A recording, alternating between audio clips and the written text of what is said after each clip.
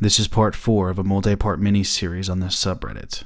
View parts 1 through 3 first, then come back. Links will be in the description and the card up above. St. Agnes Boarding School was set up almost 100 years ago by a Christian missionary hell-bent on taming the savages who were revolting against the British more and more. Under the leadership of a frail, bespectacled old man clad in a white dhoti.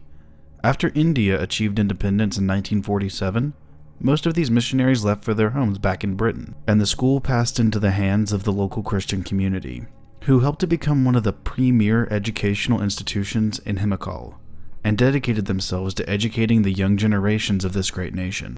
Sister Mercy's eyes would always get misty whenever she talked about this, and she talked about this a lot. My bedtime stories would often be about how she joined the school and rose to the rank of principal. Now, with everything that has happened, I wondered if that was true. Or was it all a lie and she was just using me to practice her cover story? How long has she been killing these little kids? In all her time here, how many has she killed? More importantly, what exactly is she? The thought of the woman who lovingly raised me turning out to be a monster like this was too terrible to contemplate. I looked at the teachers staring at me with unbridled rage and wondered what they would do now. It was Sister Rose who made the first move, as she strode purposefully towards me and dragged me out of the classroom.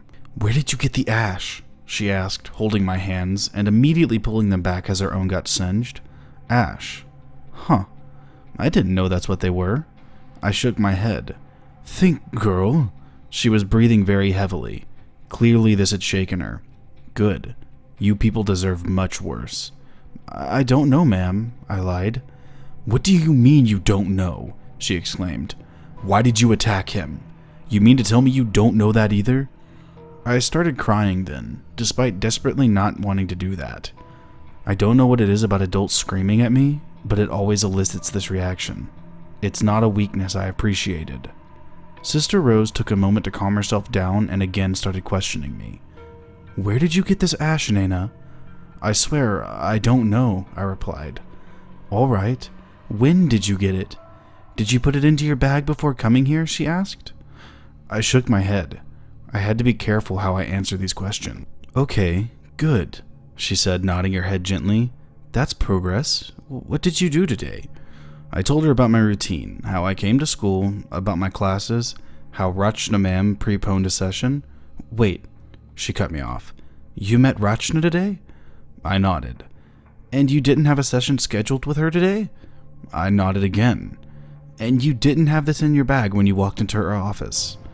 I shrugged and hid my smile as I saw the wheels turning in Sister Rose's eyes. She quickly turned and walked away.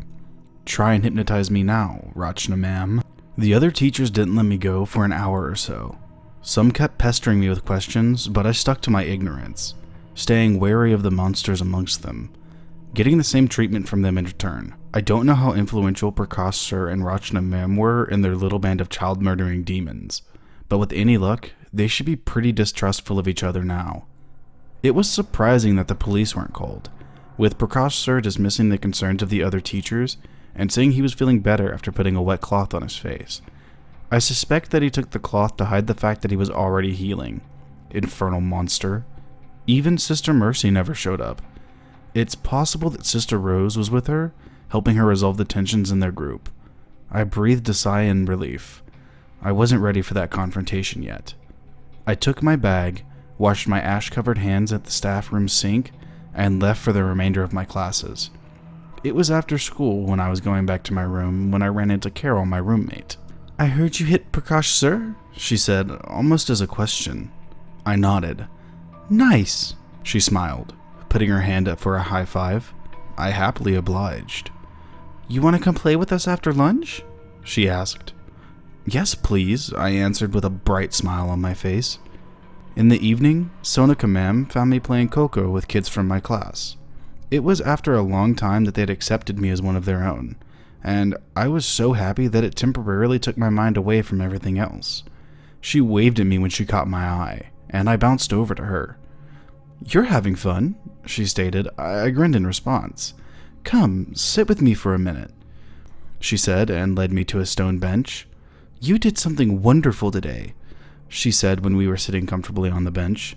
"They are in complete disarray right now, looking at each other with suspicion. Sister Mercy has her hands full dealing with them. My heart sank a little. Deep in my heart, I knew she was involved, but to see it confirmed like this made it so much more real. What are they? I asked. Rakshasa, she replied.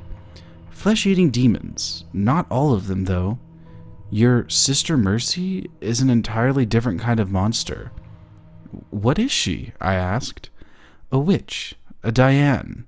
A very powerful one at that, she said. Has to be to get such strong monsters to obey her. Her memory alterations gave me a fair bit of trouble. She erased your memory too? I exclaimed. Yes, she did, Sonika Mam admitted. I wouldn't even have figured it out if it hadn't been for you. I've been hunting her for 10 years now, but I just didn't know what she looked like.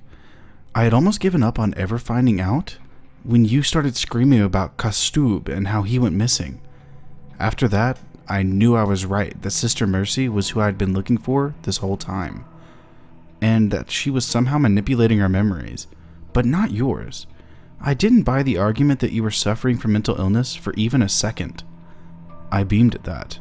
I knew I had to beat their memory manipulation somehow, she continued, so I broke into the office at night and took down the number of kids in each class in the school on a tiny piece of paper and kept it well hidden. I checked that paper each time you had an outburst, and every time there would be one less kid in the official records as compared to my paper. That confirmed my suspicions once and for all. I knew then that I couldn't defeat her without taking the help of the only person her powers didn't work on. You.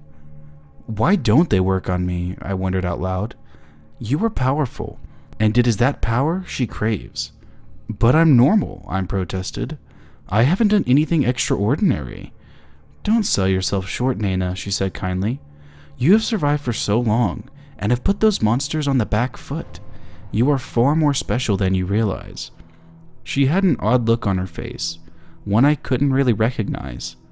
What happens next? I asked. We keep causing chaos, she answered. We can't give Sister Mercy a single opportunity to steady this sinking ship. We are going to keep them destabilized. How? I asked. I'm going to take out Prakash tonight, while their attention is fixed on Rachna. This should spark off even more trouble between the two groups, causing more problems for Mercy. Then I'm going to call in some friends. I think it's behind time we even the odds, right? She winked at me. I agreed so much with that. And what about me? I asked. I can help too. Right now, you can help me by staying safe, she replied. They are going to be keeping a close eye on you from now on, more so than they had earlier. In fact, I'm taking a risk simply by meeting you. But I had to take that risk, because we may not get this opportunity again before this is over. When will this be over, ma'am? I whined. Christmas break, she replied. Most of the kids will go back to their homes. That's when we strike. Whether we survive or not, it'll be decided then. And I'll stay with you till the end, okay? I nodded. Do you still have the Basma with you? She questioned. The what? I asked.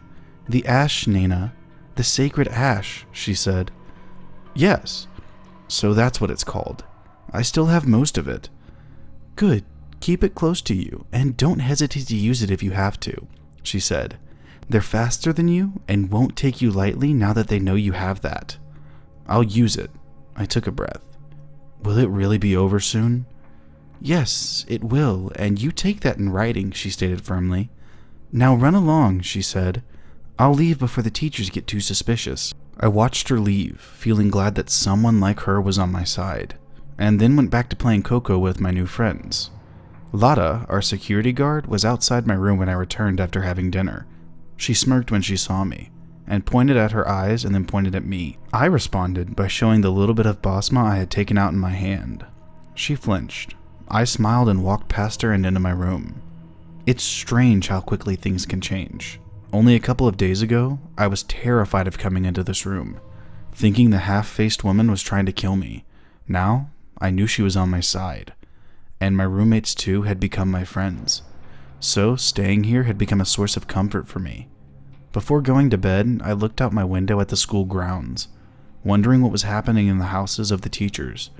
It was all so deceptively quiet, but I knew, just like everyone else who was aware of what was going on knew, that a storm was brewing. one that would shake the very foundations of this school. But that storm wasn't coming this night, so it's better to get some rest. I said goodnight to Carol and Brenda, getting similar wishes back for the first time ever. I smiled and put my head down on the pillow as Carol switched off the lights. I stayed awake for something I knew was coming soon. I felt a weight on the foot of my bed and got up to see the half-faced woman staring at me. I got on my hands and knees and crawled over to her and gave her a hug and a kiss on her messed up forehead. To my surprise, she was tangible, and my hands didn't just pass through her body like they show in movies. She was shockingly cold, though. "Thank you," I whispered into her ears. A blood-red tear ran down her face as she continued to silently stare at me. I once again wondered who or what she was. I hope I find out soon.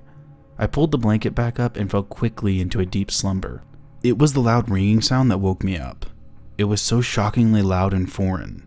I had never heard it before. What was that? I opened my eyes and blinked as the harsh light from a tube light pierced my eyes. The half-faced woman was nowhere to be seen. Carol and Brenda were up too, looking scared.